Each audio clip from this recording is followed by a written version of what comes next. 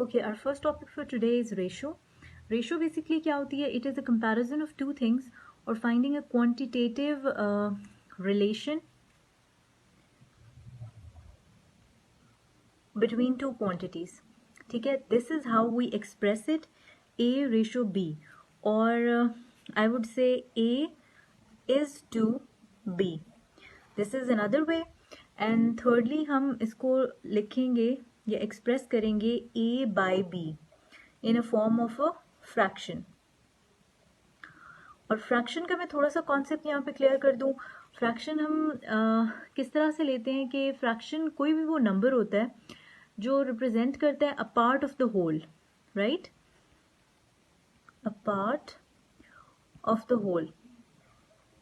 अच्छा, अब रेशो को थोड़ा सा हम और समझने की कोशिश करते हैं.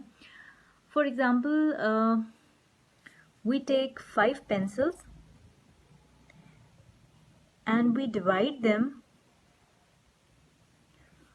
into 2 students, right? These 2 students would be A and B. और हम किस तरह से इसको डिवाइड कर रहे हैं? लेट्स जस्ट से 3:2 में हम डिवाइड कर रहे हैं, ठीक है? तो उसका क्या मतलब होगा कि A would get 3 pencils and B would.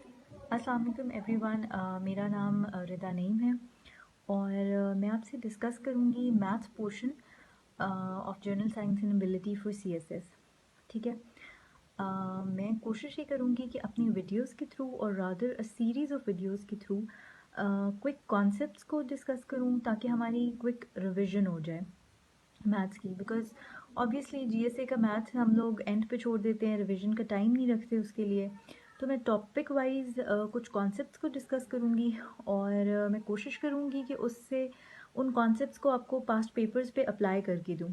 ठीक है, बिकॉज जिस तरह से अगर आप एनालाइज करें पेपर्स को 2016 एंड ऑनवर्ड्स, जब से मैथ्स पोर्शन इंक्लूड हुआ है, तो उसमें ये होता है कि हमारे पास एक टॉपिक से रिलेटेड मोर और लेस एक ही पैटर्न के क्वेश्चंस आते हैं. ठीक है, तो आज के लिए जो मैंने 2 टॉपिक्स सेलेक्ट किए हैं, these are ratio and proportion, and then will be discussing probability. ठीक है, ratio and proportion is a very important topic.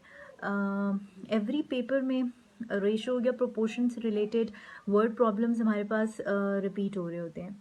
Secondly probability भी ऑल्टरनेट ईयर्स में हमारे पास जो है ना इसके क्वेश्चंस आते हैं. So let's just start.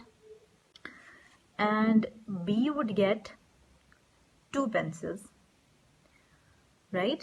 So 3 pencils of A and 2 pencils of B. तो दोनों के दरमियान रिलेशन क्या आया? 3:2 का.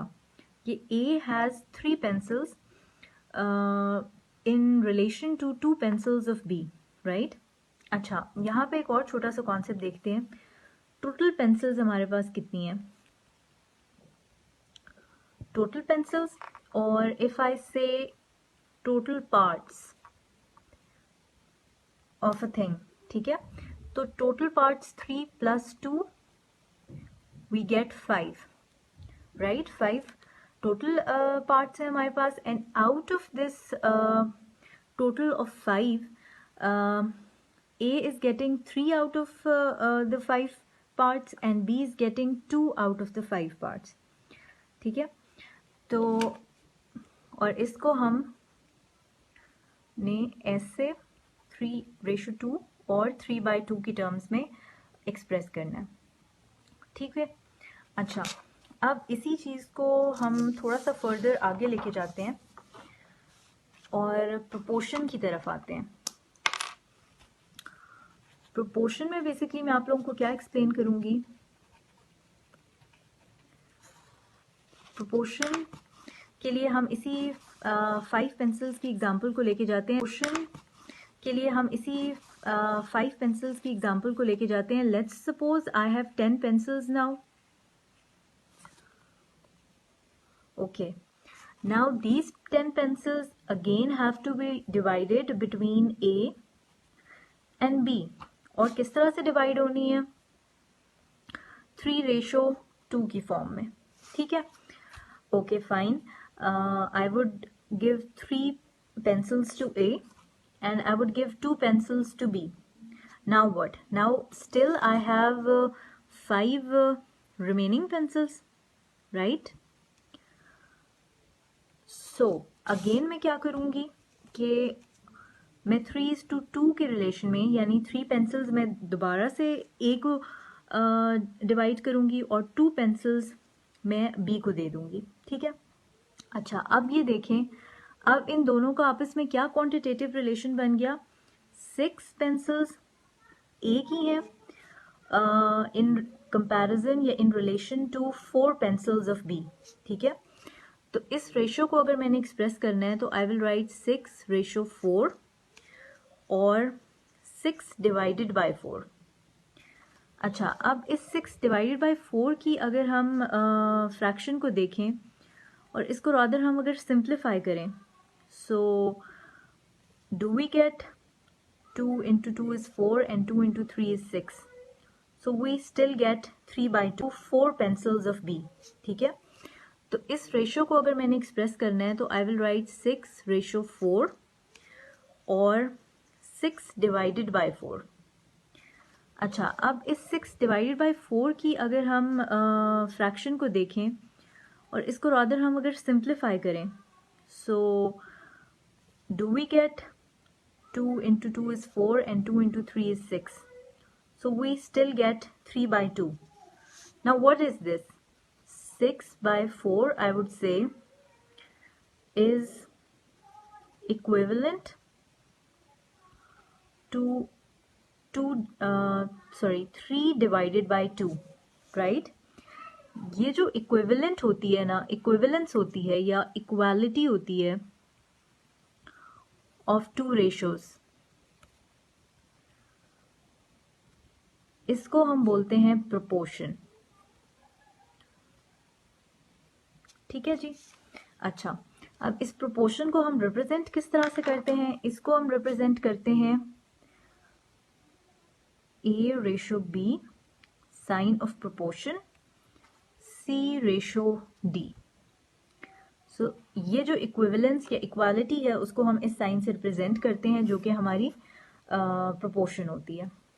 अच्छा, अब अगर हमारे पास प्रोपोर्शन के थ्रू हमारा हम क्या कर सकते हैं कि अच्छा पहले इसमें हम क्या कर सकते हैं कि अच्छा पहले इसमें हम टर्म्स देख लेते हैं। ये इसको हम बोलते हैं first term, this B will be our second term, this C will be our third term and D will be our fourth term, ठीक है जी। अच्छा, अब थ्रू दिस प्रोपोर्शन हम क्या कर सकते हैं कि हम किसी अननोन क्वांटिटी को फाइंड कर सकते हैं, ठीक है। अच्छा, सपोज आई राइट, मेरा क्वेश्चन है कि find fourth proportion to 12, 8 and 3। अच्छा, तो अब मैं इसको किस तरह से पुट डाउन करूंगी। 12 will be my first term, ratio 8 will be my second term, then I will have signs of proportion, 3 will be my third term, और जो फोर्थ टर्म है उसको मैं यहाँ पे सपोज कर लेती हूँ एज x, ठीक है।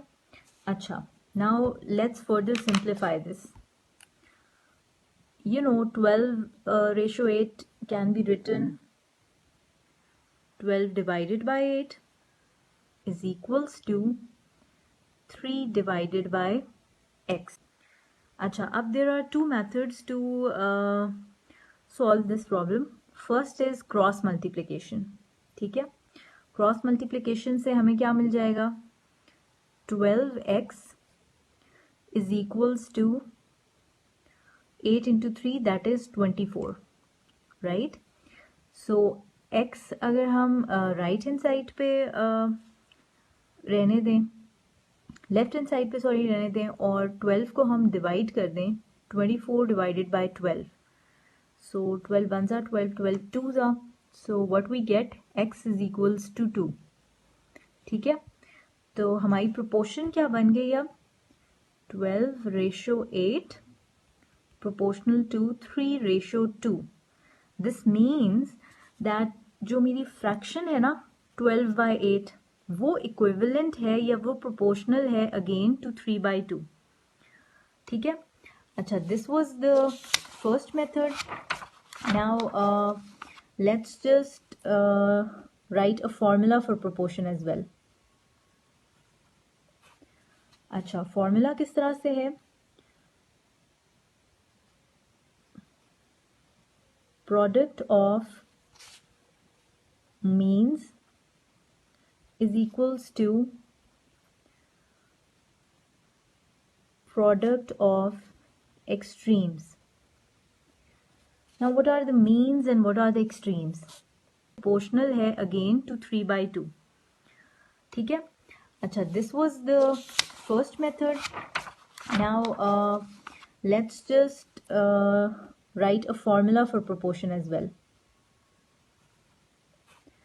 अच्छा, फॉर्मूला किस तरह से है, product of means is equals to product of extremes. Now what are the means and what are the extremes? Again मैं लिखती हूँ यहाँ पे A/B proportional to C/D. B and C are my mean terms and A and D are my extreme terms. ठीक है, so let's just put on the values 12:8, 3:x. Product of means, which is 8 multiplied by 3, is equals to 12 multiplied by x, which is the product of extremes. ठीक है, again 24 is equals to 12x. Same, x क्या आ जाएगा 24 divided by 12 and हमारा answer इस method से भी same आता है, x is equals to 2.